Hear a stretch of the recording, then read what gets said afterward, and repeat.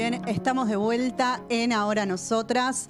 Como ya dije en el primer bloque, hoy tenemos un contenido sumamente variado y aprovecho nuevamente para recordarles las redes sociales del programa. En Instagram nos encuentran como Ahora_Nosotras, Twitter Ahora Nosotras OK y en nuestro baby canal de YouTube como Ahora Nosotras Comunicación. Como dije en la apertura del programa, hoy vamos a estar inaugurando columna con un nombre muy original que a mí en lo personal debo decir que me encanta, que ahora nos va a contar un poquito de qué trata, que se llama Si te cito no es plagio y es llevado adelante ya por una amiga de la casa que en su momento, hace unos días, semanas atrás, hemos entrevistado a Laura Poncio Scaglione, que bueno, lo hizo tan bien que le invitamos a sumarse al programa. ¿Cómo estás, Laura? ¿Cómo andás, Carmen? ¿Todo bien? Muy bien. ¿Vos? Todo bien. Bueno, gracias por invitarme. No, muy bien. Laura, comentanos un poquito la propuesta, así brevemente, de tu columna, de Si te cito no es plagio. Bueno, Si te cito no es plagio, se trata más o menos de poder ver a las mujeres en la historia que son invisibilizadas, justamente porque la historia es escrita por hombres, y desmitificar algunas cuestiones con respecto a ellas en la historia. Vamos a ir tratando así como pequeños Bueno, y datos. hoy tenemos una efeméride para poder revisar con lentes violetas, digamos. Totalmente. Que es, bueno, la Guerra de Malvinas. Tuvimos el Día de los y las Veteranas de Malvinas el pasado 2 de abril. Gran ocasión para poder revisar un poco las cuestiones que aprendemos, ¿no?, en la escuela, y también una revisión que se comenzó, me parece, a hacer hace poco, o al menos yo tengo noción de eso desde hace muy poco tiempo, es comenzar a revisar el rol que tuvieron las mujeres, ¿no?, en Malvinas. Bueno, en ese sentido, tengo muchas preguntas para hacerte, pero quisiera consultarte qué es lo que generalmente se enseña en las escuelas, o qué se omite, mejor dicho, de enseñar en las escuelas sobre este hecho. Generalmente en las escuelas se ve a los héroes de Malvinas y se omite a las heroínas de Malvinas. O sea, no es visto. Recién creo que este año o el año pasado se empezaron a ver las 6 soldados que participaron en la guerra. Sí. Ahora salió un documental también al respecto, pero generalmente se ve que son héroes, que son chicos de 18 años que fueron a una guerra que no sabía de qué se trataba, pero tampoco se profundiza que esa guerra estaba en medio de una dictadura militar, claro, que fue una de las más cruentas y que se llevó a cabo dentro de la dictadura y fue como para reivindicar la figura de los presidentes de facto. Claro. Y en ese sentido, vos mencionaste el tema de héroes y heroínas, ¿no? Esta dicotomía que a veces se presenta entre, bueno, realmente podemos hablar de una visión un tanto romantizada, ¿no? Y plantear, bueno, héroes o heroínas o, bueno, víctimas, ¿no?, de un sistema que mandó gente a la guerra. No sé qué mirada tenés vos sobre esto. Tenemos que recordar que en esa época existía el servicio militar obligatorio, sí, por lo tanto los varones o la mayoría de los chicos de 18 años que fueron a la guerra no decidieron ir voluntariamente. Muy pocos quizás se ofrecieron a ir a la guerra. O estas mujeres sí voluntariamente se ofrecieron a ir a la guerra. Pero la mayoría eran chicos que estaban cumpliendo el servicio militar obligatorio y no tuvieron opción de decir, no quiero ir. Claro. No sé con qué me voy a encontrar. Se encontraron con un panorama desolador, devastador, sin comida, con frío. Claro, posiblemente tenga que ver más con una cuestión de construcción posterior, ¿no? De, bueno, romantizar de alguna forma, y lo pongo entre comillas, ¿no? Esta mirada de, bueno, héroes, ¿no? Héroes. O heroínas. También tenemos que tener en cuenta que tampoco mucho se habla ni en los colegios ni en muchos lados que todos los excombatientes y las chicas que fueron tuvieron que firmar un pacto de confidencialidad. ¿En qué consistía? Que justamente no podían contar las cosas que habían vivido en Malvinas, como por ejemplo ser estaqueados. Había muchos excombatientes que tenían hambre, si bien se hizo una colecta muy grande en la TV pública, juntando chocolates, oros y demás. No les llegaban esas comidas, no les llegaban esas cartas, y había soldados que en las casas a donde vivían en Malvinas se robaban algún tipo de alimento y al enterarse se los estaqueaba durante una noche, 2 noches, de pasar frío, de no tener mantas, de no tener armamento. fue duro. Sí, actualmente hay un movimiento también, ¿no? Con esto de visibilizar, ¿no? De alguna forma los abusos precisamente cometidos durante la guerra, de parte, bueno, de excombatientes y demás. ¿Qué podés comentarnos también, Lau, respecto a, bueno, al rol de las mujeres, ¿no? El famoso rol de las enfermeras y combatientes, ¿no? En Malvinas. Bueno, tenemos que son 6. O Sí. por lo menos las que se dieron a conocer, son María Angélica Sendes, Norma Rabarro, Cecilia Richeri, Susana Massa, María Marta Leme y Barrera. Ellas eran instrumentadoras en el Hospital Militar Central y en Campo de Mayo, y ellas ofrecieron a ir al combate y recién las llamaron el 7 de junio. Sí. Para ir. Ellas se presentaron, las trasladaron a Comodoro y Rivadavia y ahí las trasladaron al Rompehielo Irizar. Sí. Ellas comentan en algunas entrevistas y en el documental que se estrenó la semana pasada, nosotros también estuvimos, que hasta incluso la ropa militar se tuvieron que remangar las camisas. Está adaptada y pensada para varones. Claro. El cinturón con doble vuelta, los borceguíes que eran talle 40, o sea, y ellas calzaban 36, era todo. Los mismos militares las despreciaban. Sí. Cuando llegan al rompehielo, no, les dicen que van a bajar, después les dicen que se van a quedar en el rompehielo. ¿Por qué? Porque como no eran soldados, no podían bajar. Claro, Y no tener formación no tenían, militar. claro, no tenían formación militar, entonces deciden justamente dejarlas ahí.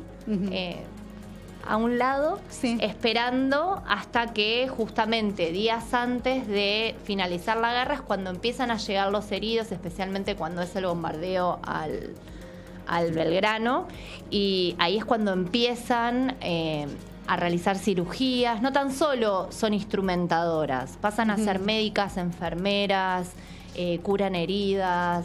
O sea, cumplir un rol mucho más amplio que para el que habían sido convocadas, o que tal vez la función o la formación que ellas tenían les permitían o las habilitaba a hacer. Me parece re loco esto que comentás del tema de los uniformes, o sea, que ni siquiera se haya pensado o concebido la idea de, bueno, son que no mujeres con había- otras corporalidades. O sea. Es que no había mujeres en el ejército en ese momento. Claro. Entonces no se había pensado que mujeres podían llegar a ser voluntarias. Claro. Y solamente en el rama de la medicina, o sea, no como combatientes. Ujú. Entonces justamente no se pensó en qué podían ellas utilizar y que estuviesen cómodas hasta incluso para poder operar. Porque me imagino que una mujer que está remangándose, que tiene que estar fijándose que no se le caiga el pantalón, que los borcegos, Sí, no, qué sé yo, totalmente incómodo. no está cómodo sumado a esta cuestión patriarcal que Sí, del toda ambiente la del rama ejército, sí. militar y demás. Seguro que sí. Tengo una consulta, 2 en realidad. ¿Cómo se llama el documental? nosotras también Estuvimos. Buenísimo, para Está tenerlo en en cuenta. Cinear, creo que hasta el viernes. Buenísimo, para recomendarlo y verlo. Sí. Yo todavía no lo vi. Yo Vi tampoco, algunas vi- entrevistas sí. sueltas que estuvieron circulando en redes sociales y demás sobre esta temática, sobre enfermeras que salieron precisamente a dar sus testimonios. Y la otra pregunta que tenía para hacerte era, estas mujeres también tuvieron que brindar la firma para este pacto de confidencialidad, el acuerdo. Sí. ¿Y tuvieron algún tipo de reconocimiento como excombatientes veteranas? Al año o no? siguiente que volvieron de Malvinas tuvieron un reconocimiento y se llevaron una medalla como cualquier otro excombatiente, pero también tuvieron que firmar este pacto de confidencialidad y hasta incluso dentro de las notas o dentro del documental ellas cuentan de que ni siquiera sus maridos les pudieron comentar todo lo que vivieron en Malvinas. O sea, primero por el trauma y después por esto de no poder hablar. Claro, incluso intrafamiliarmente, digamos, el acuerdo no se pudo violar. No. También tenemos que pensar que veníamos de una dictadura, era todo Sí. un plan sistemático de miedo, de represión. No era una guerra en una democracia y que podés hablar y contar Abiertamente, determinadas. claro. De hecho, los excombatientes vinieron como en una. Ellas estaban esperando que las recibieran sus familiares o hasta incluso gente conocida, y cuando llegaron a Buenos Aires no las recibió nadie. Muchos excombatientes cuentan que es como si les hubiesen traído como en una burbuja, sí, escondidos. Por justamente el gobierno militar lo que esperaba era ganar esta guerra para legitimar. Pensemos, dato de color. Sí. 3 días antes de iniciarse la guerra, hay la CGT convoca un paro, es un paro multitudinario, sí, en el cual es reprimido. Cuando la CGT convocaba paros, ¿no? Claro, la CGT Brasil de Saulo Balbini, claro. Se convoca el 30 de marzo, es una jornada que participa todo el país. Distintos sindicatos y gremios aunados, y es fuertemente reprimido. Entonces, Galtieri, ante esta situación, 3 días después convoca a la plaza, al pueblo, y anuncia esto de si se presentan, o sea, si vienen les presentaremos batalla. Claro. Arengando, y ves justamente la plaza del 30 multitudinaria y la plaza del 2 de abril también multitudinaria. Claro, fue una causa que básicamente se utilizó para legitimar algo que ya venía algo que no se habla en la escuela, generalmente. Tal vez en un profesorado lo podemos llegar a analizar, ¿no?, de esa forma. ¿Sabés que en estos días estuve leyendo con nuestros compañeros de la Mocha Celis, del bachillerato trans, donde, bueno, está Manu Mireles, que también se suma a nosotras. Le mando un besito, un saludo. Y estuvieron precisamente hablando de les combatientes trans que participaron en la guerra de Malvinas, pidiendo también ese reconocimiento, ¿no?, para ellos como excombatientes. Y resalto el caso de Tayana Marrone, que yo la verdad desconocía, que es una mujer trans, que bueno, en su momento cuando participó, lo traigo así como pequeño dato ya como para ir cerrando, pequeño dato para tener en cuenta, ¿no? Que también hubo otras identidades, ¿no?, participando en lo que fue la guerra de Malvinas. Si bien hablamos de las mujeres, bueno, comenzar también a ahondar en que, bueno, también hubo personas trans, ¿no?, como poder rescatar esa memoria. Incluso este año, con el 24 de marzo, también tan cerquita, se empezó a visibilizar los 400 compañeros trans, también desaparecidos, porque siempre se habla de 30.000. Pero sí, se comenzó a hablar de la cifra 30.400, exactamente.